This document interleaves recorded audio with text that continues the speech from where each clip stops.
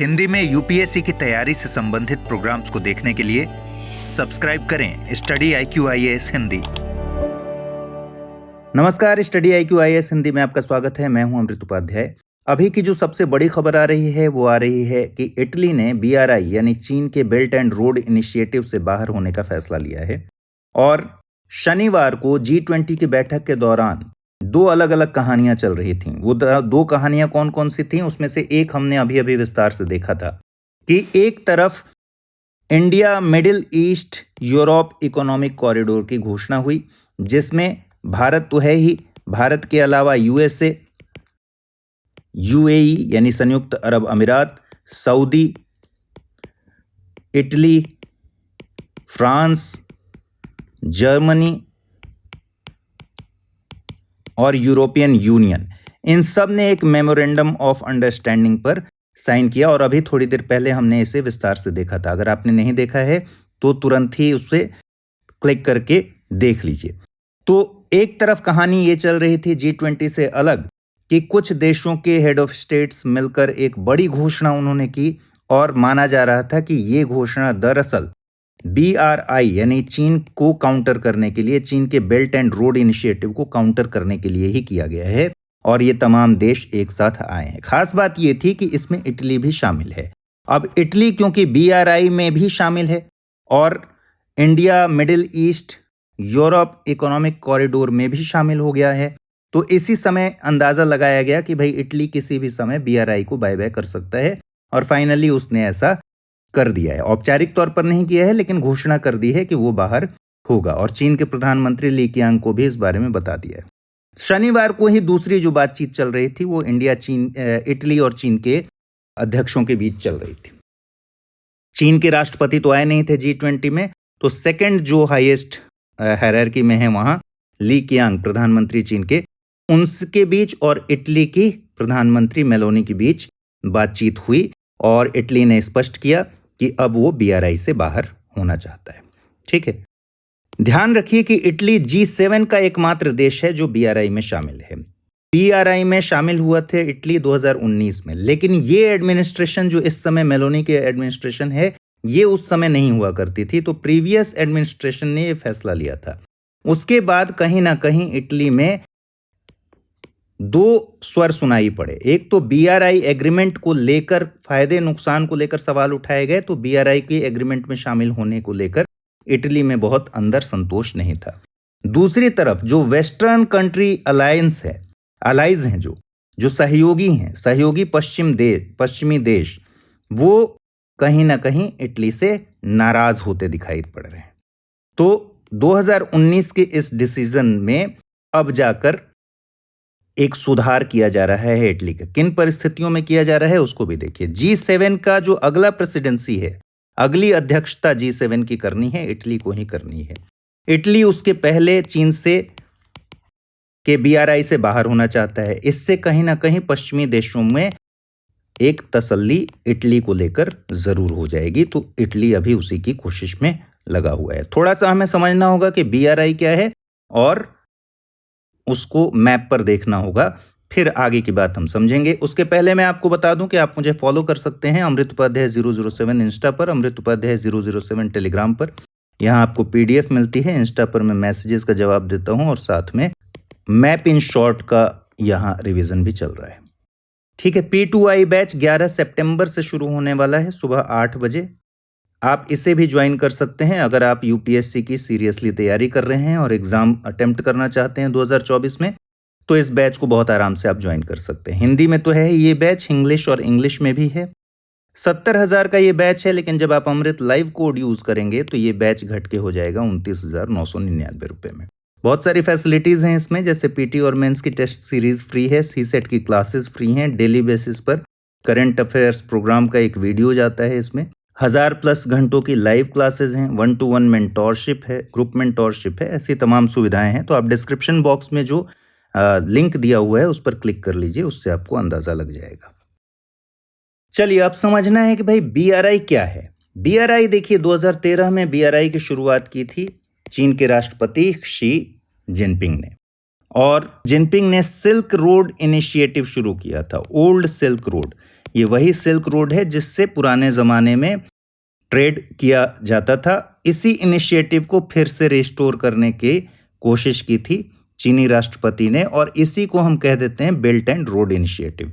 मकसद क्या था? Central Asia, west Asia, south west Asia, Africa, Europe में रोड की कनेक्टिविटी, रेल की कनेक्टिविटी, सी रूट्स की कनेक्टिविटी को बढ़ाना और उसके जरिए अपने ट्रेड को बढ़ाना। तो थोड़ा सा मैप पर इसको देख लीजिए। ये BRI का मैप है, पूरा बेल्ट एंड रोड इनिशिएटिव का मैप। ठीक है, देखिए इस तरीके से ये पूरा जो रीजन है इसको चाइना ने एक तरीके से देखिए अपना प्रभाव बढ़ाया है। ठीक, इसमें ऑयल एंड गैस पाइपलाइंस भी हैं,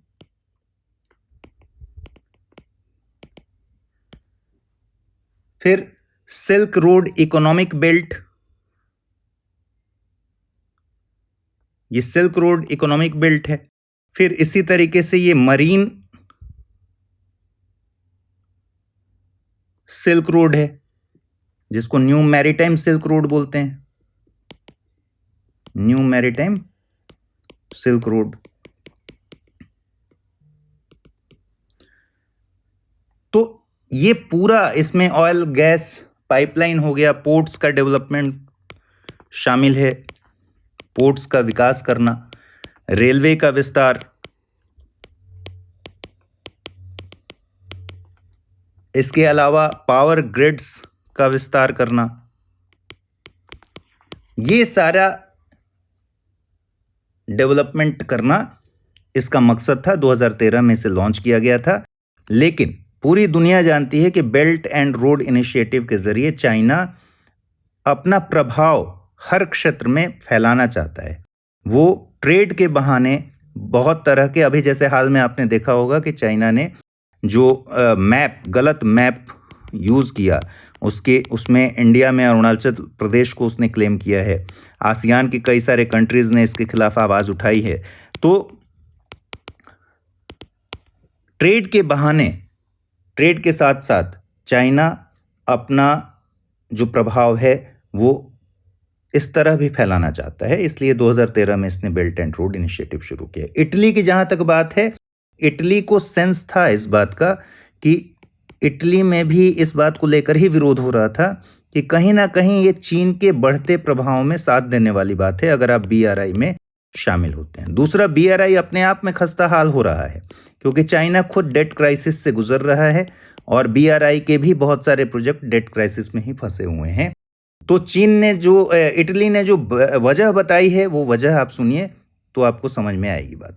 इटली ने कहा है कि परिणाम उसकी अपेक्षा के अनुसार नहीं आए, यानी BRI में जब शामिल हुए 2019 में तो जो परिणाम सोचा गया था उसके हिसाब से परिणाम नहीं मिला। दूसरी बात, मल्टी बिलियन डॉलर का जो इंफ्रास्ट्रक्चर इनिशिएटिव है, यानी BRI की बात हो रही है, वो रोम के लिए कोई भी फायदेमंद साबित नहीं हुई। फिर जैसा कि मैंने बताया 2019 में इटली जब शामिल हुआ था तब से ही एक विरोध देखा जा रहा है दोनों ही स्तर पर, इटली के भीतर भी और पश्चिमी देश जो हैं, सहयोगी देश हैं, उनको भी लेकर, उनमें भी इटली को लेकर नज़रिया थोड़ा सा बदल गया है। तो इटली ने कहा, एक और ख़ास बात है कि इटली ने स्पष्ट किया है कि वो अमेरिका के कहने पर BRI से बाहर नहीं हो रहा है। ठीक है, BRI से बाहर होने का अमेरिका ने दबाव नहीं डाला है, बल्कि ये उसके खुद का फैसला है।